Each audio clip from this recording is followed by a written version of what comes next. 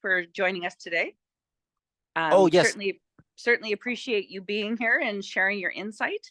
I will ask any of our attendees here if you have questions. Please feel free to put them in the chat, and we will do Q&A and answer all your questions at the end of Thomas's presentation. So feel free to put them in the chat as we go, but we will address them all at the end. So Thomas, thank you, and over to you. Thank you so much, Tanis. That was a great introduction. Really appreciate it. Good morning, everyone, and thank you again, Suzanne, Tanis, and everyone with the Alberta Ag Society group with Alberta Farm Days for allowing me and the other presenters to join you guys today to kind of go through the Open Farm Days. So again, I'm Thomas Ma. I work with Alberta Health Services. We will be going over basically two different topics today. Essentially, one will be comprised of food permits and approvals, and then the second topic will be basically working with your food service providers on how we can make a nice, smooth transition for your guys' events with regards to the Open Farm Days. And thank you again for joining us on a Monday. It's not always easy to, it's everyone's got busy schedules, but we really appreciate you guys joining us here. So I will just make sure, I guess I should have made sure the slides work before I assume things. Before I begin, I'd also like to acknowledge that today we are gathering people here together who are on historical and contemporary Indigenous lands, including the territories of Treaty 6, 7, and 8, and on the homeland of the Métis Nations within Alberta and the 8 Métis settlements. We also acknowledge that many Indigenous communities have been forged in urban centers across Alberta, and we respect the treaties that were made on these territories. We also acknowledge the harms and mistakes of the past, and we dedicate ourselves to moving forward in a partnership with Indigenous communities in spirit of reconciliation and collaboration. So with that in mind, we will move forward here on our first set of slides.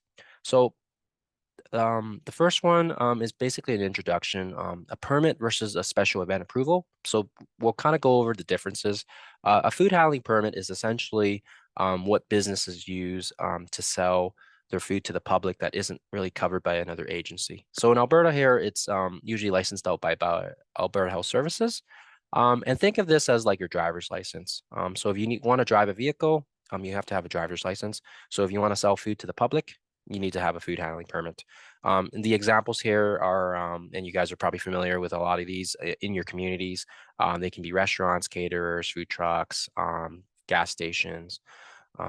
We've got usually a comprising of an application with a permit fee, similar to when you get your driver's license as well. And then we do routine inspections of these facilities to check on and ensure that they are in compliance with the food regulation. These permits are also not usually given out to home kitchens. There is obviously some extenuating circumstances, but usually with home kitchens, it's more there's too many dynamics, and unless there's a separate area in the home that's completely dedicated for the business itself. So for example, if you have like a different trailer that you're using just for the facility itself, and it's completely split off from your main kitchen that you would use for all your personal things, then there is approvals given for those. Special event approvals. So this will be the one that we kind of talk about with regards to today's presentation, and this is usually with events all across Alberta. So you might be familiar with, Calgary Stampede. There's the Edmonton Heritage Days. So with regards to the Open Farm Days, this would be another event that is all across Alberta, and it would go through the special event approval that would allow you guys to get like a temporary permit so that you can do some of these things, selling some of the products that you guys have on your farms here to the public. So both permit holders and special event organizers are required to follow the Alberta food regulation and stay in compliance with it. And we'll kind of go through that in the next set of slides here. Special event approvals. So as the event organizers, these would be you guys. You guys would submit these forms to us. There is generic emails on the forms that will go to your specific zones, which will go to the different health inspectors that cover your region, whether you're in like Peace River or if you're all the way down south and around Lethbridge, or if you're in the urban zones like Edmonton and Calgary. When you submit these special event notification forms, they gave us the details of your plans. So whether you're running Low risk food items. Low risk food items will kind of regard them as items that you don't really need to refrigerate. Things that would include basically like cookies and pastries and things that you normally wouldn't put in the fridge, that can stay shelf stable at room temperature. These forms can also be found at the AHS/EPH website. EPH, short term for Environmental Public Health. That's the department that covers the special event approvals. And we'll kind of go through and take a look at that, what that website looks here in the next slide. The information packet details exactly what we may need, including your date, name, information, and all the other details. So other things that we would also consider regarding with your approval process, if there's bathrooms that are on site at your farm, how will people be washing their hands? If you guys will be having temporary setups, waste disposal and waste management, trash cans, garbage bags. They don't need to be fancy, but they just need to be available. Again, parking space where people will be situated, water supply, electricity, and other activities that you could have going on. Could be like face painting, bouncy house, a petting zoo, because it is farm related. We do get lots of those types of petting zoos across, and then we just want to make sure the setup is appropriate as well, especially when we mix any type of animals with food. We want to make sure it's done properly.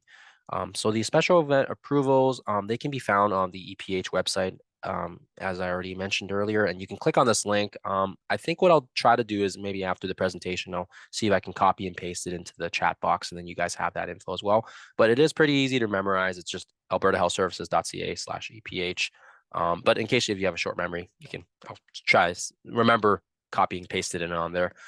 This is what the website looks like right now. I'm saying right now because it is currently undergoing a revamp, and it might not look like this next year, but it is what it looks like right now. So there is, when you go to the EPH website, you will be directed to this page, and they'll kind of have a section there for special events, community functions. There's one there for private events, bake sales, petting zoos. We're focused on the special event component. And then as you can see here, it's open to the public, including vendors who aren't just volunteers. So this will include festivals, carnivals. And then again, the information package that we'll look at here in the next slides can be found there as well with the notification form. There is an online one now that's submitted there with the new, it says online notification form. So if you aren't printing and getting the forms in, in physical writing, you can also do it online as well to save paper, or if people just prefer to do it so that way you're not, printing it off and then scanning it and then sending it back out. Yeah. And then again, there's other information here regarding food safety training and temporary hand wash stations. And there's some pictures there that you guys can have a look at, but it basically helps with your event overall. And then other things would also include if there's other activities such as personal services. I haven't really dealt too much with the personal services side, but it does happen. Usually, I think we get the odd person doing maybe face painting or maybe hair cutting. That's been done in a few places, but yeah, those are the only ones I've come across, at least in my district. It could be quite different as well, depending on where you are in Alberta. So the form will look like something like this, where it will say, please ensure that we have 30 days, so that way we can kind of review the application. Please keep in mind the 30 days isn't set in stone. 30 days just gives us ample time to kind of review your package and give you information in a timely manner. Usually, even if you do it within 2 weeks, 2 weeks is great as well. We just prefer if it's not the day before, because yeah, then we are really scrambling, and depending on if we're away or if we're not even in the office and we're out doing inspections, we might not see your application on the day that it's submitted. And let's say you submitted it on this Friday and it was on Saturday, yeah, then you might not hear back from us. And then, of course, by then, by the time we get the application, we won't be able to provide any feedback for you guys. So for sure, I think it's everyone's best interest to get it earlier than later. So again, you would fill out the name of your event. It would be some sort of open farm days, and you could put in your, first name, last name, event address, location, all that info, all that key information that we kind of know the date and times, when the event's running, where zone, which zone you may be located in, depending on if you're the north, Edmonton, central. So in this example here, we just kind of clicked off Edmonton zone. how many people you would be expecting for your event. This does not have to be an exact number. You can just, I think most people just approximate it. Even if you don't know, you can kind of just leave it, with a number that you feel like is gonna, be reasonable. 50, 100, 150. Or if you don't absolutely don't know, I mean, you can just, put in 1,000 or something if you want. Uh, so then, what type of vendors will be at the site? So again, this would be something like if you guys decide to have a petting zoo, food trucks, maybe you do want to bring a tattoo person and give out tattoos. Just depends on what the event comprises of. And then again, with your name, phone number, just a way for us to reach you, and then we can get back to you with any feedback. So pretty straightforward stuff there. How many toilets? If there will be any toilets there, temporary toilets, could be the porta potties. How many sinks, temporary sinks, hand sinks. And again, we want to make sure that whatever you have there, the information is accurate for your event. So obviously, if you have like 1,000 people attending it and you only have like one sink, then we'll probably make that recommendation to you to maybe rethink that and see if we can maybe either size down the event or see if we can bring in some more sinks, because otherwise that would be a lot of people trying to get their hands washed, and it would be a big conundrum and a big line to the sink. So again, other items there, and I don't know if we'll go through each one by one, but it's pretty standard stuff with the potable water, hand washing sinks, electricity. If you do have vendors on site, they'll just have probably their own dishwashing equipment. But if you don't, and you're just doing it yourself, then of course, how will you be providing dishwashing? No, we won't have dishwashing because we're just going to have, single-use disposable plates. So that way we can kind of avoid the dishwashing altogether. Or if you have no idea, those would be those recommendations. Maybe you decide, hey, I do want to try doing plates, but I don't know how I'm going to dishwash it. And then that's where we would make some recommendations, like maybe plastics would be the way to go. Or if you guys think there's like people can bring their own containers, that sort of thing. So we try to help you guys out as best as we can, because we do want you guys to have a successful event. Waste collection again, making sure there's enough refuse containers on site. Equipment processing, again, this doesn't really apply because there's no personal service, but if you did, we would kind of look at what type of equipment they're bringing there to kind of process their personal service instruments that they're using. Vendors, again, vendors would include anything that's like a food truck here. So if you did have like a food truck joining us, then we would just have their information. And it's always important to see if they have a food permit as well to verify that.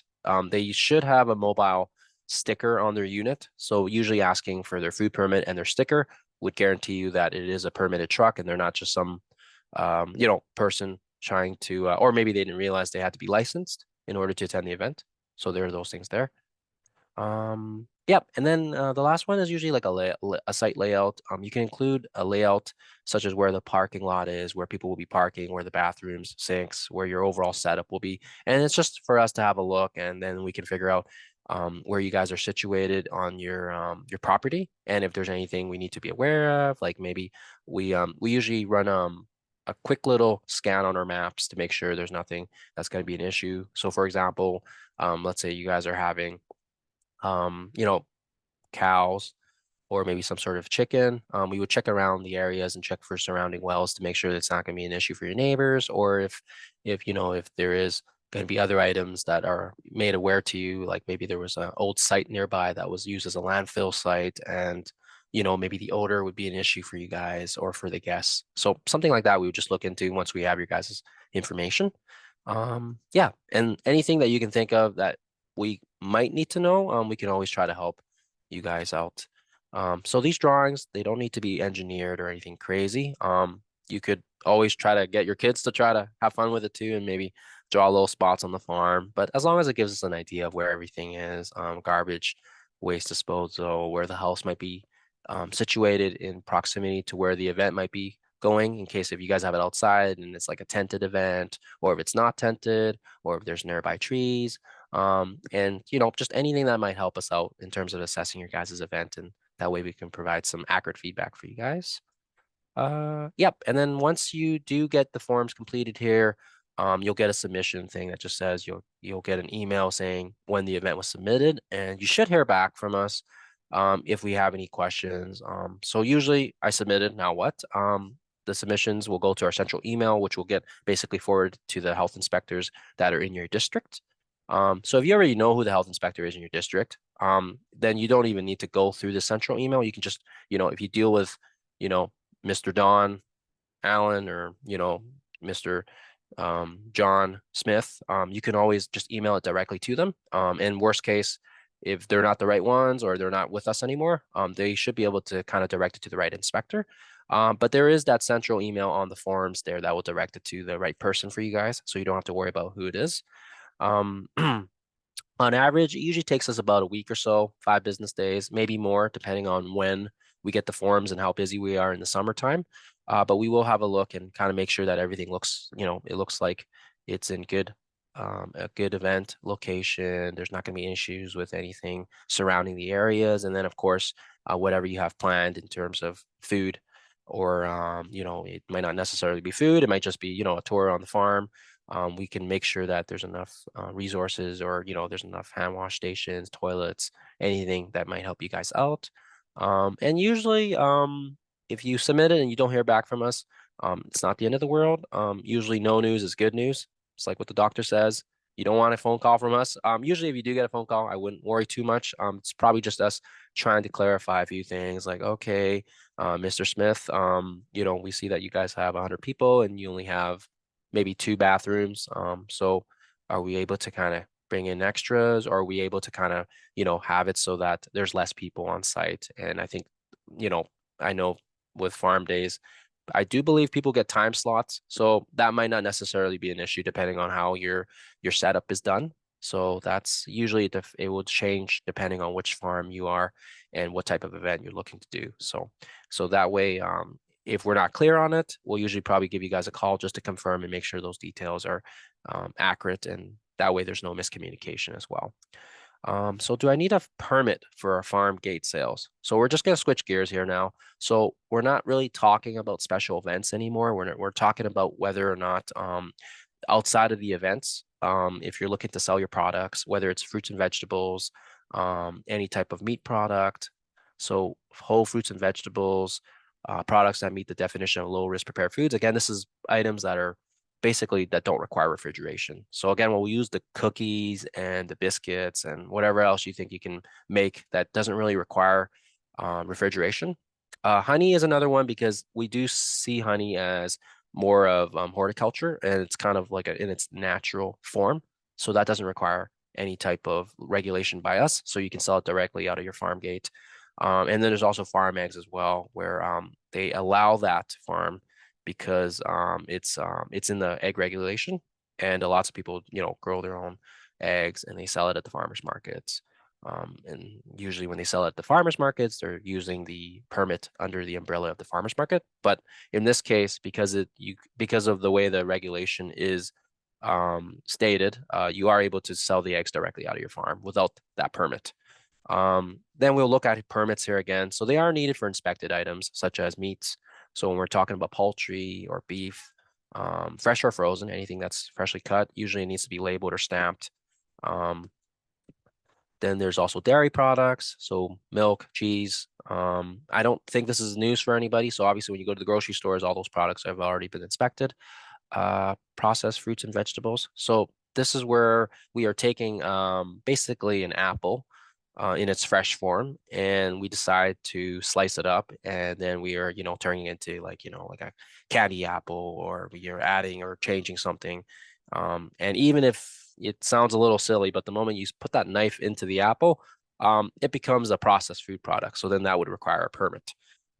Foods that don't usually fall under the definition of low risk home prepared foods. So those would be items that, let's say, for example, we made a cake that had a cheesecake frosting and it would require refrigeration.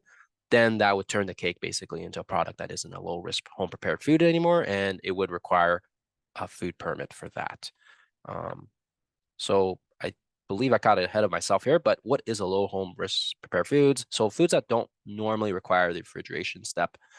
This includes cakes, pies, baked goods, jam, jellies, pickles, nuts, coffee, basically anything that you feel like if you left it at room temperature, do I need to worry about it? Do I need to, worry that it's going to go stale, bad, or whichever.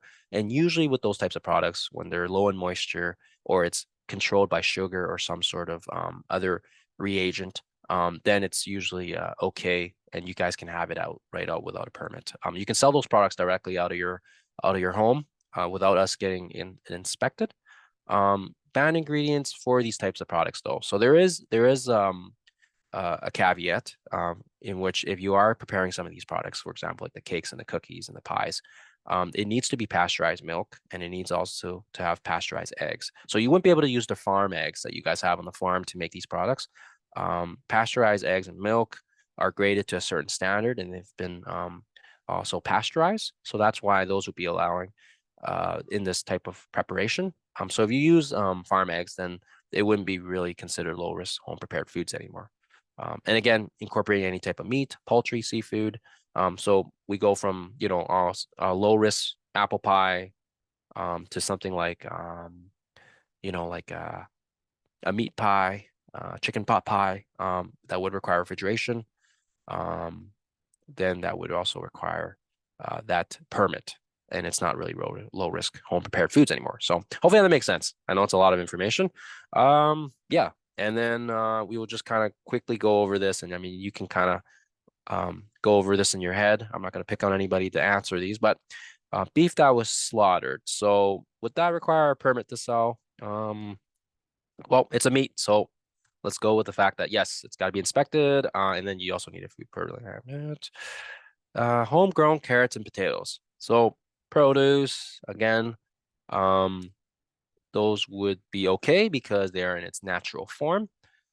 Home canned Saskatoon berry jam. So this is a bit of a trickier one, but due to the fact that it is home canned and it goes through definitely some sort of a kill step, and then the fact that it is contained with a sugar and a preservative, it would, if it meets a certain percentage, then there's no permit required. There is other canned jam products that would require it, so salsas and other things that have a little bit more higher in terms of the risk factor. So with salsas, we're not just worried about the actual berry itself. There's other different ingredients in there, and as well, salsa also has the ability to change its pH depending on the fermentation and how you guys prepare it, and depending on the tomatoes. No batch of tomatoes is ever going to have the same amount of acidity when you guys make it. It's just one of those things where it just fluctuates too much, and those types of products would also need to get lab tested and confirmed. There's labs around the Edmonton area and the Calgary area that do the testing, and those would require the testing before those can be sold off.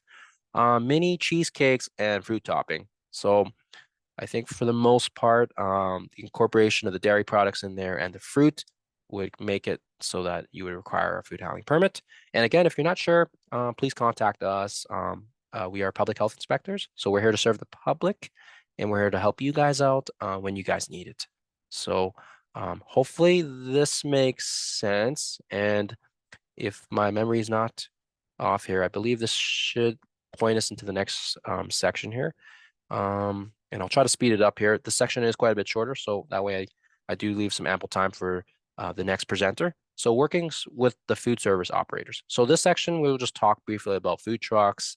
So these are usually mobile permitted facilities that are already covered by us. And again, this one, I don't know if I don't see the decal on here, but they should have a decal. Depending on which zone it is, it should be like an NTH for North, EDM for Edmonton, CGY for Calgary, STH for South Zone, and then CNT for Central Zone. So one of those decals will be available like a license plate. You can also have caterers on site there. They can come and prepare food, and they can operate under the umbrella of their own food permit. And usually they have approved food sources, so you don't have to worry about any of that. So this kind of just takes the food handling component of your guys's equation, so it helps you out with your event. So why would I need a food service provider? Great question. So certain situations require food to be prepared, high-risk products for customers to take home, for example, like sausages, foods that are being prepared ahead of time and being served on the farm day event. Do they have everything you want them to do? Be realistic with the commitments for the day. Do they have space, the equipment? Do they have extra equipment that they can bring on, right? The hand washing and the cleaning equipment and the waste disposal and the potable water supply. So making sure that all meets your guys' plans and your guys' needs. So what is your food service provider needs from you? So whether or not there's going to be a space requirement, where will they set up? Do they have enough, um, you know, do they have enough land space on there to kind of work their mobile unit in there? Are they going to have any issues with that? What are they doing in terms of, cutlery, napkins? How are they getting rid of their water, their waste? And then all their ingredients should also be, are they sourced? Are they pasteurized? Are they using dairy products?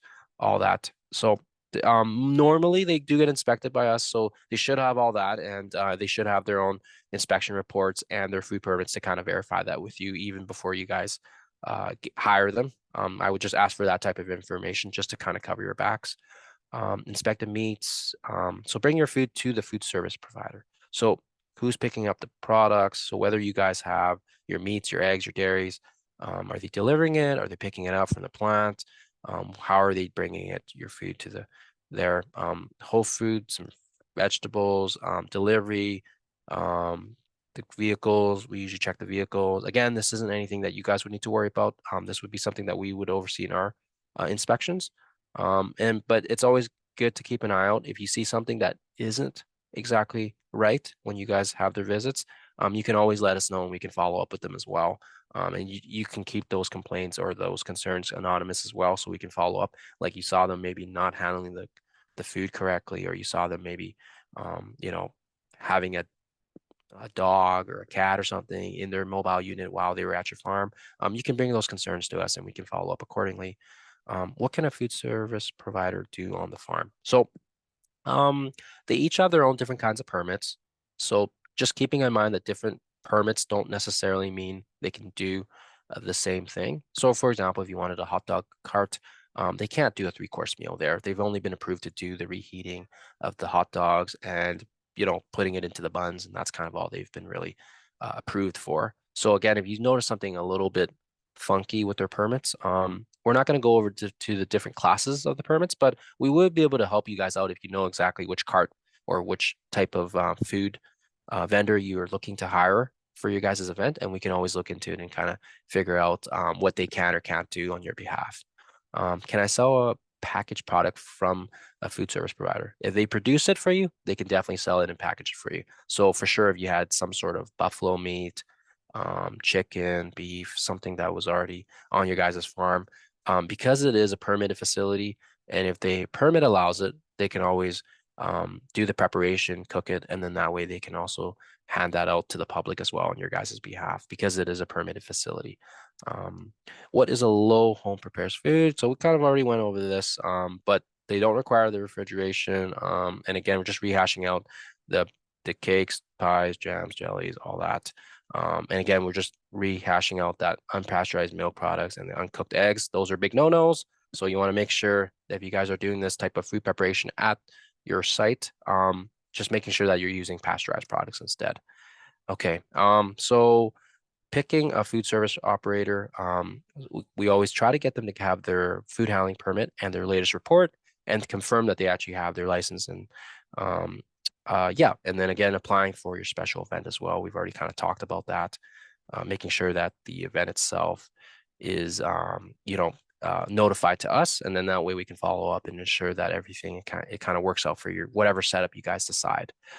Um, yeah, and so I guess the big ask is, why do we need to do all this? Why don't I just do it without telling you guys about it? Why can't we just, do what we've always done? Well, even with licensed caterers and mobiles, EPH still requires a notification. It's in the regs. Lots of people might have done it in the past because they just didn't know about it, or they weren't aware that it needs to be notified to us. I think it's becoming more increasingly apparent now because of the recent outbreaks that we've had in the past. There was a pretty big one with Campylobacter in Edmonton, and then there was another big one with E. coli as well, linked to pork a few years ago. But yeah, we've been trying to increase this awareness to the farms because there is an increasing amount of people linking improper cooking of meats, products that weren't correctly prepared. And of course, this gets a bunch of people sick. And then, of course, it links back to your farm, and then it's a pretty big fiasco. So I won't go specifically into which farms were linked, but you can usually do a quick Google search. You can find those out, but it helps us out because then we can kind of run through the events with you guys and hopefully moving forward. This is great for yourselves and obviously for fellow Albertans as well, because we want to make sure everybody is kept healthy and safe. Yeah, and then I think that's it. Sorry about the little rush there at the end there. I was looking at my clock and I was like, hey, but thanks everybody. I will yes, I'll just take me off my sharing and I'll pass it off to Perry here. Stop sharing. Wonderful. Well, thank you so much, Thomas. So we do have a bunch of questions for you in the chat. And what I would like to say is, Alberta Health Services have been so incredibly helpful with our farms and working directly with them to help, help everyone kind of get up to speed. And I will say a lot of people that have gone through the process for the first time found it a little daunting, putting the maps together and the other stuff. But what's wonderful is once they figured out how to do it, they've been having a lot of fun, being able to sell their own farm products, having yak chili, having all sorts of wonderful things on the farms. So, we're so thrilled with it. So thank you. I'm going to run through our questions quickly and everything from sort of soup to nuts here. So do you have a special requirement of the amount of parking per forecasted guests? So, Um, we're usually not too picky about the parking. I think there is like a building code for the amount of space allocated, but I think as long as it's reasonable and if the farm has the space for it and it's not going to be like an issue like blocking somebody else in, or if there's like an emergency and somebody needs to like get out right away because they have to rush home because maybe they're maybe their expected mother is heading to the hospital, as long as it's not like blocking entrance or something. But no, we're not usually. And the maps and the layouts that will help us out too, because then we can kind of figure out like, are you comfortable with people like going off your, whatever the designated space off if they decide to, park somewhere that might be like maybe it'll damage some of the nearby agriculture, or if there's issues or something like that. And of course keep in mind with regards to the parking, and I think a lot of people don't realize as well, is where depending on where you do park, there's going to be a lot of cars running, and of course the gas and the fumes. So we generally try to aim for those spots to kind of be further away from the house, especially if there's like a day that's kind of windy and you don't even realize it, but people might be, starting the cars on, and maybe we're still in winter mode and everyone's just leaving the car running for 30 minutes. So you might get a huge hint of fumes in the home. So obviously you want to make sure it's kind of further away and it's not going to be like towards your air intake on the homes nearby. But generally for space, we don't run issues into that. Usually it's more like where they want to park and it's away from, like I said, maybe chickens and cows are in the area and they want to make sure they don't get gassed, right? Especially with diesel. I think diesel is kind of the bad ones. But yeah, generally from an air quality standpoint, we're more concerned about that than the space requirements. And sorry, I hope that answered that question. Yeah. yeah, no, that's great. And hopefully in August, we don't have people running their vehicles too long, but you never know. Yeah, no. Yeah. Okay, so next question, and we have this one every year. So for Open Farm Days, we do have like a registration system. So our farms, particularly some of the smaller ones, can limit visitation. So, and they can also space it. So we can say, I want no more than sort of 30 people here in every 2-hour time zone. So people will come in for 10 o'clock, they'll be gone by noon, and you've got a new intake. So when people are taking a look, they never expect to have more than, say, 30 people on their farm at a time. But through the course of the full weekend, can have up to sort of 400 people still without exceeding that 30 per time. So when you're filling out those forms, what kind of numbers are you looking for in terms of, numbers that you expect? Understanding that sort of washrooms and other things are also based on that number. So that is such a great question, and you're right. I think I get this one almost every year. Like, Yeah. it's too ambiguous. I know the special event forms are going through some changes. So again, we Okay. might see some changes with that, but that's generally one that we keep coming across because you're absolutely right. Where it's like, okay, well, how many people are you expecting for the event? And then you're like, wait, am I putting like 30 per day, 30 per session? And it can be a little confusing because when you're putting those washrooms and the hand sinks down, they might not correspond exactly to what the event is underlying. So I mean, obviously, if you have like two toilets and two hand sinks, and you've only got the 30 people, it probably would be fine because it's spaced out and it's great. But then if you look at it and someone put like 1,000 people, and then you only have the two hand sinks and the toilets, yeah, you'll be like, okay, clearly there's something off here. So those are generally things that the inspectors would follow up with to check, and I think most of them usually when they see that, something's not adding up.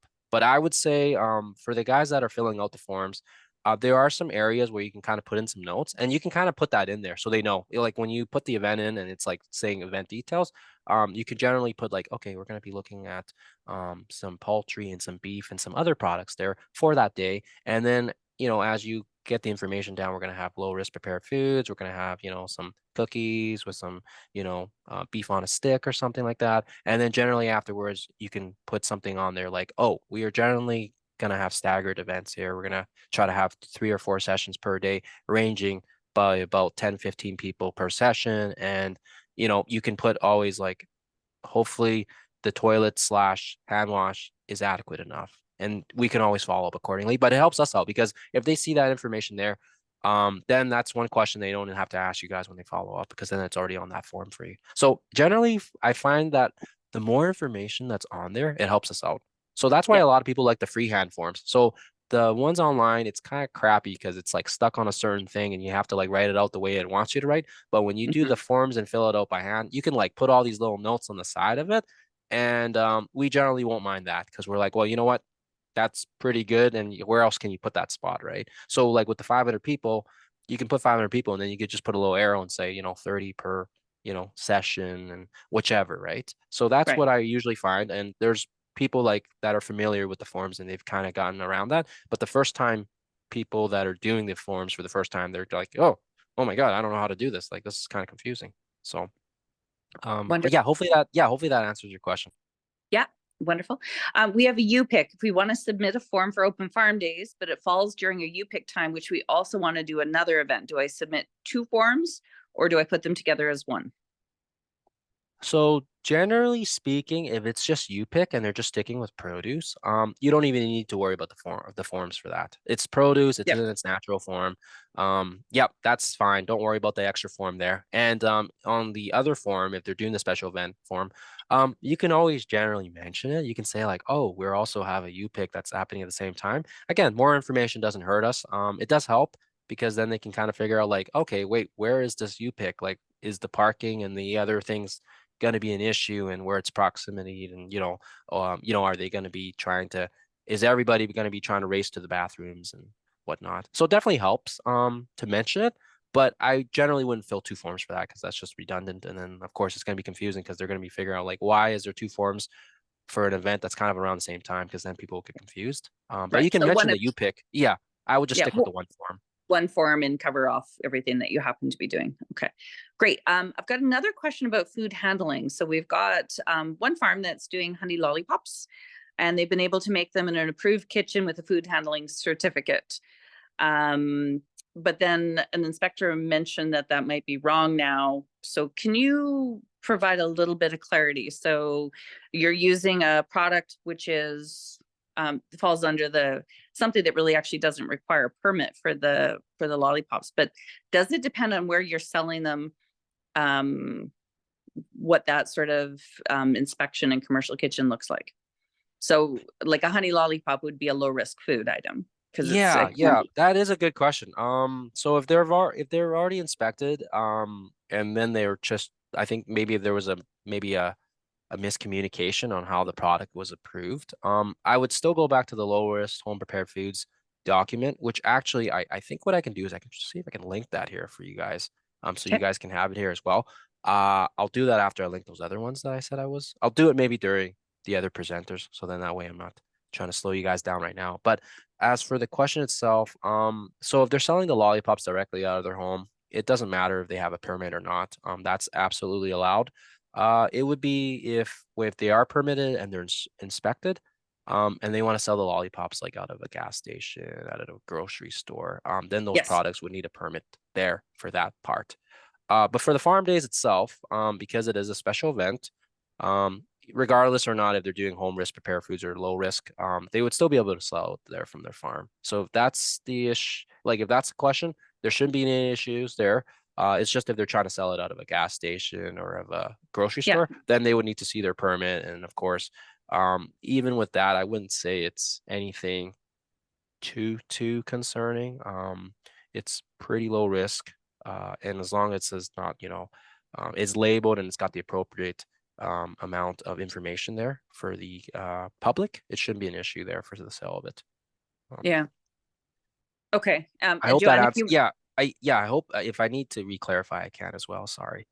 yeah, Joanne, and you're welcome to unmute if you want to ask anything specific about that one. I'll move on to the next question, but feel free to unmute and we can jump in.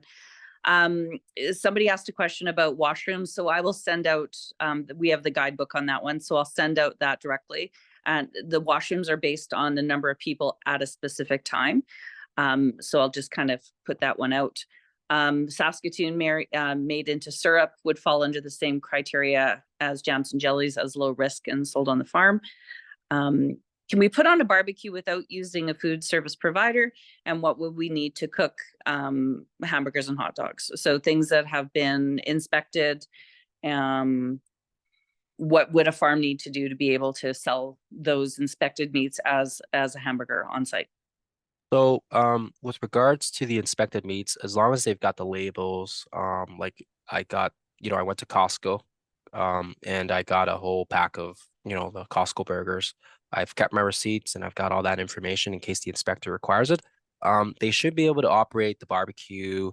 Yep, as long as they've got like, the requirements there. So usually with that, as long as they've got like a little station to wash their hands, the equipment's clean and not rusting and anything like that. They can send pictures and show their setup as well, and it helps the inspectors out. But normally speaking, with hot dogs, burgers, those are allowed, and that's why the special events are here. It's Yep. to kind of give you guys a little bit of wiggle room with the it seems almost silly for you to pay for a permit fee just so you can operate for your event and then be done with it for the remainder of the year. So they allow that with the special event forms where they'll give you guys access. And again, just having all that information. Oh, I'm going to be doing some barbecue hot dogs and burgers and buns are on the side there. And then I'll have, gloves, the temporary hand stations. And when I talk about temporary hand stations, we're not talking about anything crazy. I'll see if I can send a picture as well. I'll kind of keep parameters something hand station. Yeah, it's just, I bet the best way to kind of visualize it is just imagine one of those like coffee urns, or if you have like one of those big water dispensers you get from the store, like the jug, and really you just have that set up in a little bucket to catch the water and some soap nearby. That's your guys' temporary hand station, right? We're not expecting you guys to plumb some sinks and, a 5-star Michelin restaurant plumbed in sink. That would be crazy. But just so something you guys can get the grit and the dirt off your hands, or if in case you touch the raw meat, just something you guys can use quickly without running back into the house, because I imagine most people will probably be more than a good amount of 10, 20 steps. I think requirements require the 12 steps or less for the hand sink. So as long as that hand sink is within, 5, 6 steps, 8 steps, it should be a pretty good distance. You can slap it on the back of your tailgate if it's easier, as well. But just whatever your setup is, and as long as you have all that information and you've drawn it out for us, it gives us an idea of how you guys will be setting up as well. Yeah. So hopefully that answers your question there with the food Yeah, and I think component really there. what you're looking for, you want to know how things are going to be kept cold, how you're going to be heating them, cleaning supplies that you're going to use. So it's just making sure that that food product is safe. So it's Yeah, yep, absolutely doable. exactly. But we do need that. And then I've got another question. Had applied for a special event permit 2 months out before the event last year and didn't hear back. I called, I emailed, still no answer. 2 weeks from the event, we decided not to go ahead. What should we have done? Oh, okay. That's a good one, because I do feel like that's not the first time I've heard of that. So definitely Yeah. for sure I understand the frustration. We get a million events every year, and I do feel like so there's definitely a couple of different channels. I think one of the best channels is use Tanis and Suzanne here as a resource. If you guys can't get a hold of us, reach out to one of them. They'll reach out to me directly, and then what I'll do is I'll try to work my magic and figure out what happened with that event application. And do believe there was one last year, or maybe a couple that got missed, and we had to kind of give some people some nudges. So we did have to go through that route, and they might have just been on vacation or they went on a leave or something, and then somehow just kind of got slipped under the cracks. So I do apologize for that. We're human. We're not perfect. I've missed a couple, and like I said, it happens, and when you do, you feel pretty bad about it. So I do feel like using me or Tanis here as resources for you guys. We're here to help make sure the event goes smoothly, and we feel really bad if you're kind of waiting for our approval, or if you're waiting to hear back from us and you haven't heard anything, then that's just obviously you're in the dark, and we don't want to keep people in the dark. So I apologize again for that. But we will try to do our best here, to try to stay on top of it, because like I said, it's always changing, and it always feels like it's a pretty big events that are coming in through the summer. And I think we do try to tend to focus our attention on more of the bigger ones, and some of the smaller ones like the farm days kind of get missed. So again, apologies, and we'll, like I said already, reaching out to one of us here is your best course. And even if you give me the information, date, time on when you guys submitted it, I can look for it. I can figure out what's going on here, and I can talk to the inspector that should have touched base with you, and if figure out maybe they're on vacation, maybe they're away, and we can kind of figure out what happened there. Yeah, thank you so much. Great. And one last question. Can you tell the difference between a provincially and federally inspected meats, and if there's any different regulations around those? Yeah, that's a great question. So it all depends on so federally, the beef and the poultry, they generally do a lot more of the inspections. So that's covered by the Canadian Food Inspection Agency. They go through all the big factories and the big production companies, and they kind of do their visits and do they're basically, they license them and they kind of approve and make sure that the meat is up to grade. For the provincial level, we also have our own meat inspectors that go alongside with the Canadian food guys. It all depends on the circumstances. So the best example here I can use is um, the meat that you guys get at the grocery store. So the beef, the chicken, let's just use Costco here as an example because I keep bringing them up. I'm not trying to promote them, by the way. But just Costco's easy because I think everybody goes there. Um, they have a lot of products that are from across province. So the moment it's across province and it's coming from a different area in Canada, that falls directly under CFIA, and they're the ones that govern their inspections over there. If you're looking at like a local shop in Edmonton where they're doing like their own sausage, and they've got their own little farms, and they've done their own little their poultry, and they're trying to do their own sausage, and they're trying to get it sold there. The best one I'll use there, because I kind of go there quite a bit, is called Muley's. They would be provincially inspected by us and with AHS as well.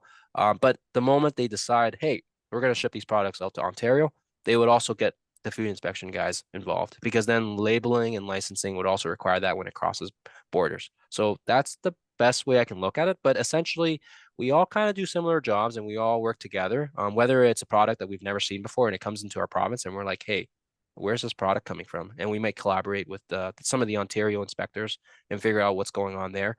But then we would always rope in CFIA, and of course, Health Canada gets involved as well, depending on what types of products. But it's a big collaboration by everybody, and those would be the main differences. When you're focused on the open farm days, it's more localized, and that's why we have these special event forums. And the moment I guess you decide, hey, I'm gonna ship my meat out to maybe to Saskatchewan, then it would be involving the CFIA guys, and they might come and have a chat with you, and that would also require a different license. But again, generally speaking, I don't find that being too big of an issue in our province. It seems like everybody is pretty localized here. I think the one big one we run into the most is obviously what everyone knows about the border between Lloydminster.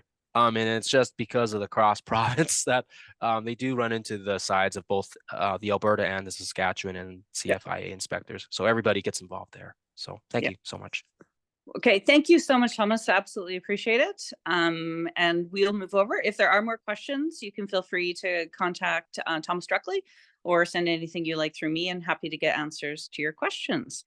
So next we're going to move over to Perry Kramer, who's joining us, and he is Vice President of Client Services with NFP. And NFP is our insurance provider for Open Farm Days.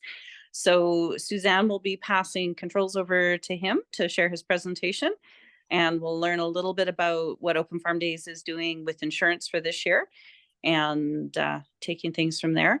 They have been our long-term service provider, and yeah, so welcome Perry. Thanks for the intro, Tanis. Can everybody hear me okay? Yeah, you're coming through loud and clear.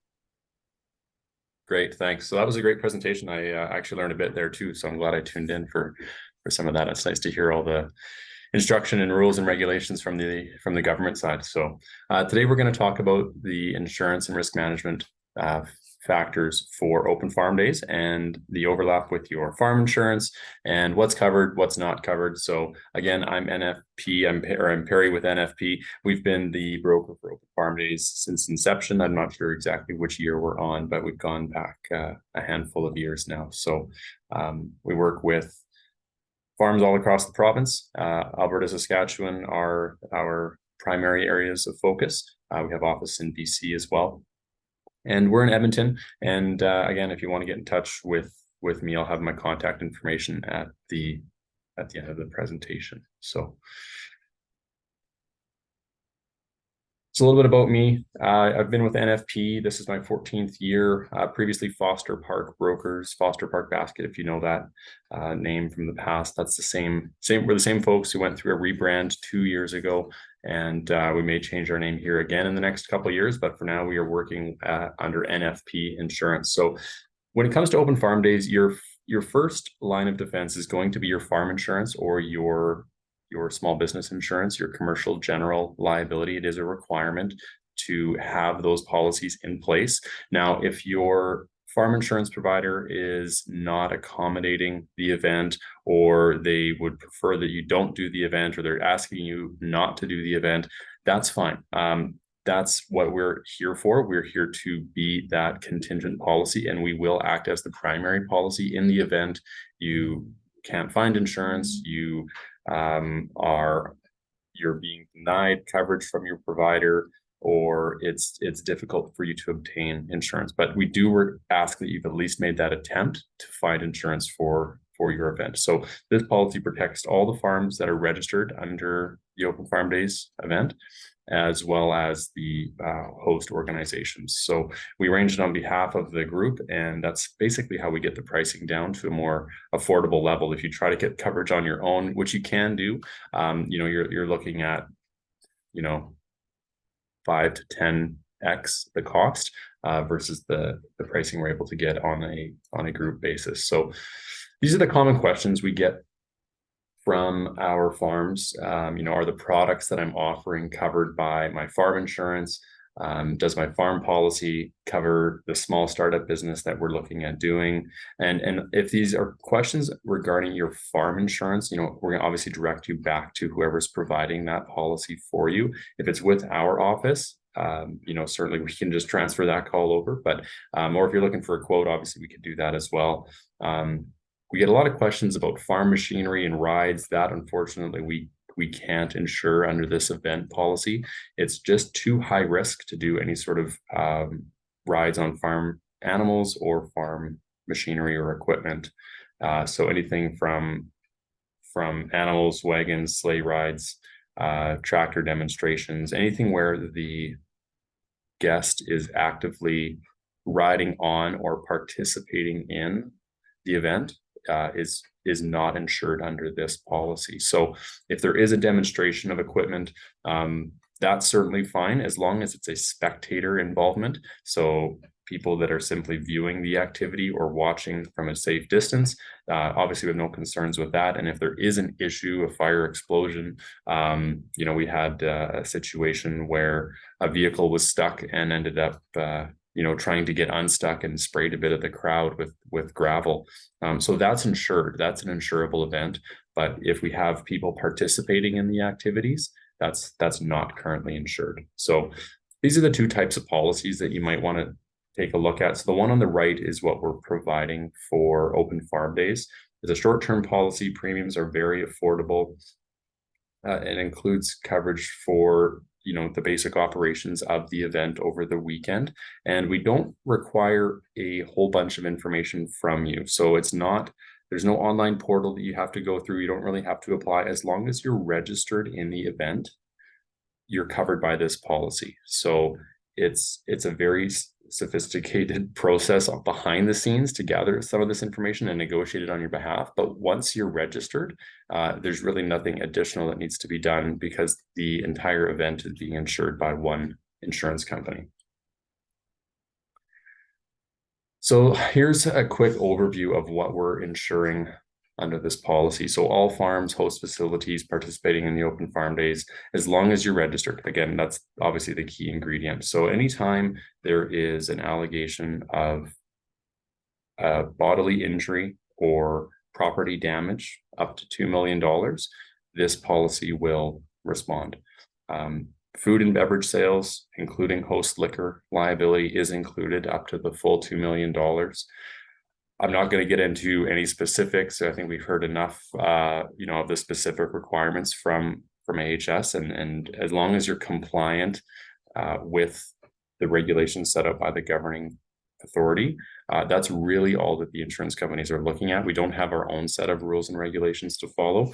We will defer, obviously, to the experts. We're insurance folks, not food inspectors. So there's medical payments coverage as well. Medical payments would include any emergency patient transport, if we need to get people in an ambulance, or if there's any costs associated with providing emergency medical coverage, the insurance policy will respond to that. There is also tenants' legal liability. We haven't had any major need for this, but we do include it. If you're using a temporary space for the open farm days, if you're renting a space, or maybe using a neighbor's farm, you know, anytime where your farm is actually becoming the tenant and using a space that you don't own, we do include coverage for you as a tenant. And this is more just to stay compliant. If there was one or two farms that were using a temporary space, then the policy automatically covers that. So what's not covered, what's excluded on the right-hand side there, if you haven't read it already, anything bouncy castles, you know, trampolines, inflatable amusement devices, they're bouncy castles. And this is something we see all the time. They're a lot of fun. My kids use them. Unfortunately, they do result in injury. And if it is something that you have, just understand that any claims that come from one of those events or one of those devices will not be insured. Communicable diseases, COVID-19, obviously not covered, and BSC. So any bovine related communicable diseases are not insured under this policy. That's nothing unusual. This is a very common exclusion, but I do like to bring it up and talk about it just because of you know, the potential interaction with beef cattle or dairy cattle, I guess. Mechanical rides, horseback riding, obviously we talked about that, are not covered. Any fireworks demonstrations, pyrotechnics are not insured, and the other exclusions are fairly standard. There's no coverage for abuse, terrorism, cyber, asbestos, or nuclear. So the next thing is just a few of the conditions we'll talk about that are required of you. So again, this might sound nitpicky, but it says all farms should carry farm or commercial general liability. If you can't carry it, or you can show us something that says, look, my farm provider said I can't get insurance for this event, or they don't like that we're doing this, that's fine. That meets the threshold. You've at least attempted to obtain insurance. That's what this policy is there for. If you are serving liquor, the only thing we ask is there must be at least one person with the ProServe certification. It's an online course that you can take. If you are getting a liquor license, there'll be some rules on that as well. And so this is separate from your liquor license. We are not providing you with a liquor license. You do need to stay compliant with the AGLC. So look into that if you're planning on serving liquor. And the only thing we require is, again, at least one person has their ProServe. So all that you need to do to actually register for this insurance and get a copy of the policy simple contact information. So we need the legal name of the farm. If it's not a legal name of a farm, if it's just a trade name, then it's just your individual first and last name, and then your contact information. We do need a physical mailing address. PO box is totally fine, and then contact, email, phone number. So that's really all that is required to qualify. And you don't need to send this directly to me. This is part of your registration. So if you're sending it to Tanis, she gets me a final copy. The one thing I would ask is to, make sure if you're on the fence, we need a couple business days prior to the start of the event to finalize that list. And there always seems to be, a few stragglers at the end. And if there is a last minute addition that doesn't make the cut, if you're not on that list, you won't be insured. So go through a few claims scenarios here. These are always fun.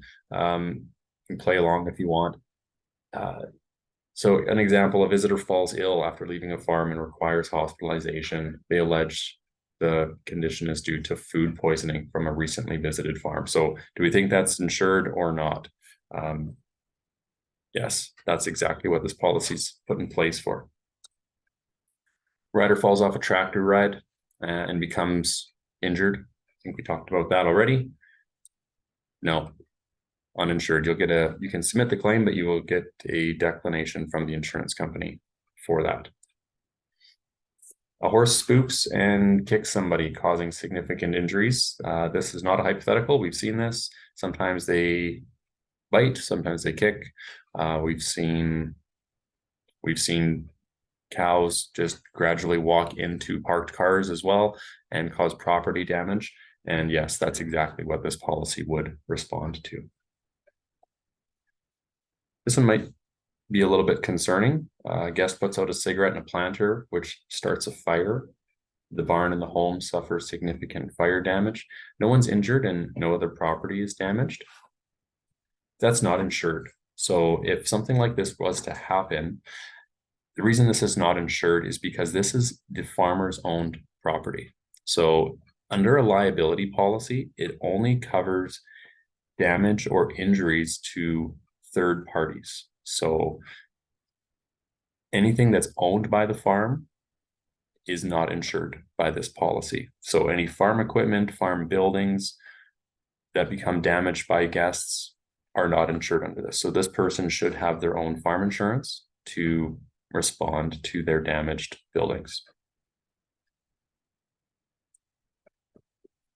Overcrowded parking area leads to vehicles parking on the road, and a passing vehicle is involved in a car accident, and they allege a lack of traffic control is what contributed to the accident. This one would be a little bit complicated, but in the end, there would be insurance coverage for that. We would respond to this claim. Now, this is not an auto insurance policy. However, it's not a vehicle that we were involved with. It wasn't a vehicle owned by the farm. So the passing vehicle is what was damaged here, and they were involved in the claim. So there is coverage under this policy. I was actually happy to hear that there is some thought being put into parking and traffic control and the size of the space of that. It is a pretty big area of claims that we do see. So just have a plan for that. Have an overflow area. Have some signs. Have a bit of a plan to figure out exactly how you're going to manage traffic. And if you're expecting a surge, if we get a beautiful day, you could get some pretty significant numbers through your farms. So have a plan. If something goes wrong, terribly wrong, injuries relating to that traffic control, you do have insurance for the event. Again, this is just a last minute thing.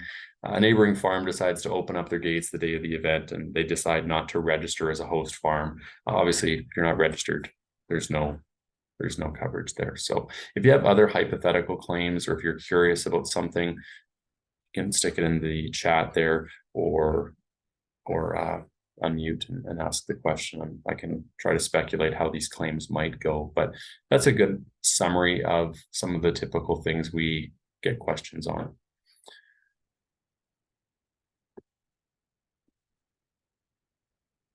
Great. Thank you, Perry. A couple of questions just from my side. So I know, and some people always have questions, so it's always good to address it. So I know a number of years ago, there was a case in Ontario where there was an overturned horse-drawn cart.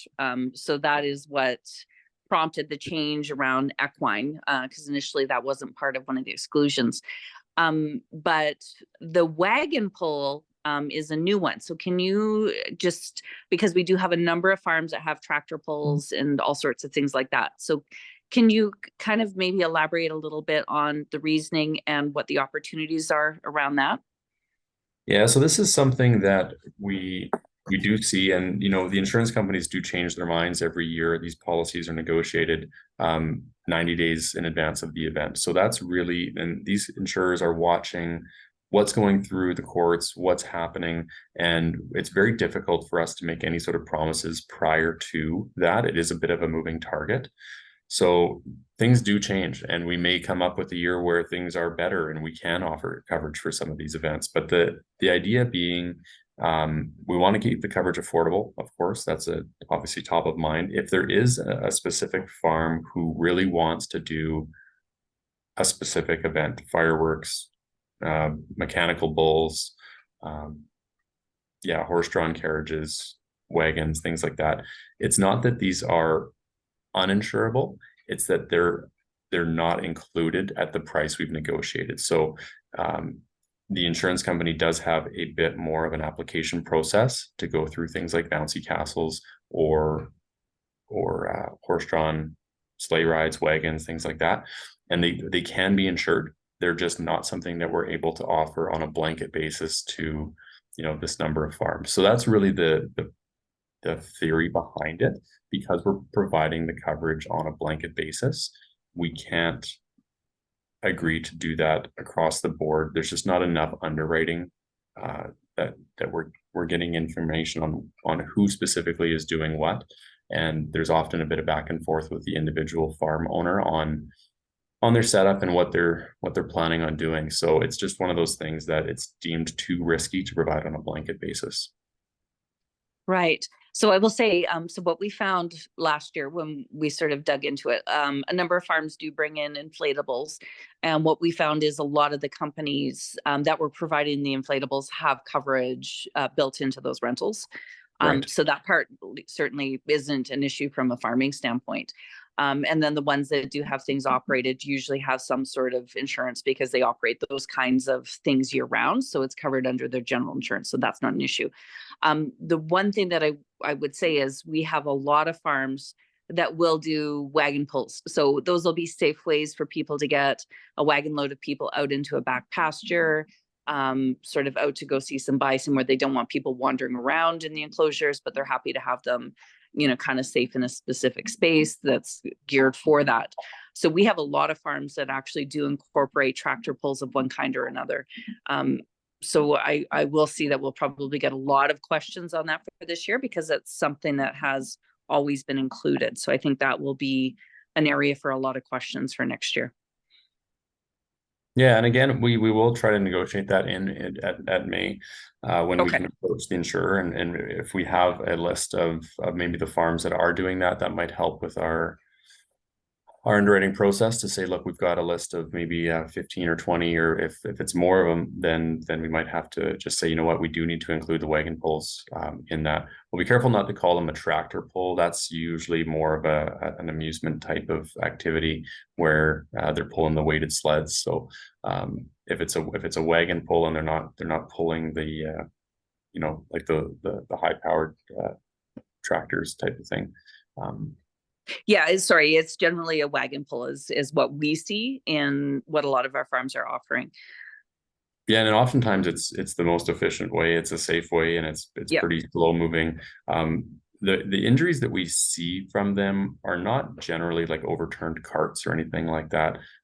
It's usually people jumping on and off of the wagon. It's pretty slow moving, and people think it's fun, or kids think it's fun to jump on and off. And then if there is an injury, and they decide that it's the fault of the farmer, that's the kind of claim we're trying to to avoid. So I'll keep that in mind, that we'll Okay. try to push the insurer to make sure that we can extend, if it's just something that they've deemed it a mechanical ride at this point. So if we can get maybe a carve back for guest transport, then Perfect. maybe we can get that in there. So I'll make a note on that on my end. Okay, and I can get you some information. I've got pictures, and I will say that those activations that I've seen done have been done very well, where they're kind of safely loaded into that wagon, and you stay on it until either it does a complete loop, or you get to your destination where people will go and then pick carrots or beets or do whatever, whatever that destination is. So it's typically very well run, but it is something that a lot of our farms use. We've got a question there that says, can we have a third party company come and give horse pulled wagon rides? So if you're using somebody offsite, are they covered under this policy as well? Or I would assume sometimes, if, like, let's say it's not like a company that offers that, but it's like a neighboring farm that is offering that service for the Open Farm Days event. So they're coming onto the property for the event for Open Farm Days. Yeah, that's a great strategy. That would be the risk management side of things, is to have a third party provider come and do whatever it is that you're wanting them to do. So if it's the bouncy castle guy or the horse-drawn carriage, if it's a business, great. If it's a neighboring farm, the risk is that it's always better to have somebody else do that, because you're transferring the risk to that provider. Now, if that person doesn't have insurance, if they don't have adequate insurance, there's not necessarily going to be any coverage any coverage for your farm under their policy. So I can give you some language. It's basically, you want them to have their own insurance, but you also want your farm to be listed on their policy as an additional insured. That's the best way to guarantee that your farm would be insured under their policy. Now, if they just have their own insurance, a lot of these bouncy castle guys have coverage. They understand the rules. They understand what's required on setup and takedown, having somebody there supervising the bouncy castle while it's in use. They understand some of the warranties that are required. That's a great form of transferring the risk, because you've brought in a third party to do that. So if that's the case, then I wouldn't hesitate to have them come to your farm. And again, we're not telling you not to do these things. We're just saying that if something happens and you decide to do it on your own without having a third party vendor, that this policy won't cover it. So just know that the risk is there. You're taking the risk on your own. But yeah, a third party contractor coming in to do that. If it's a neighboring farm bringing his horses over in his wagon, you should ask for a copy of his farm insurance. That would be the best way to do that. And if he's told his farm insurance provider that he offers this service, then there shouldn't be any issue with that. But that would be the sort of the next step of having somebody else offer the service on your behalf, is to make sure that they have insurance. Just as if you were to hire, a plumber to fix your house, you would hope that plumber has insurance. And sometimes hope is not the best approach. You should actually ask for proof of it. Ask for a copy or a certificate of insurance is the standard approach. Okay, wonderful. All right, so thank you. So I think what I will do is we can go back and forth a little bit, but I will do a description of some of those wagon pulls that we're talking about to see that opportunity around inclusion. For anyone that's listening to this now or at a later date, do take a look at this and look at your event, and feel free to reach out to us as we start to kind of finalize what those arrangements are. And the certificates usually come out. Our event is sort of mid-August, so you'll probably receive those towards the end of July. So, but if you've got questions in advance, we can obviously go through that and make sure that you've got all the right questions answered for anything that you're planning to do. Thank you so much, Perry. Appreciate you coming on and talking to us about it. And obviously it helps our farms to do their planning and to make sure that what they're doing is sort of between the lines, and make sure it's a successful event for everybody. Thanks for having me. Great. All right. Well, thank you, everybody. And if anyone has any questions, as always, feel free to reach out to Suzanne and I or the Open Farm Days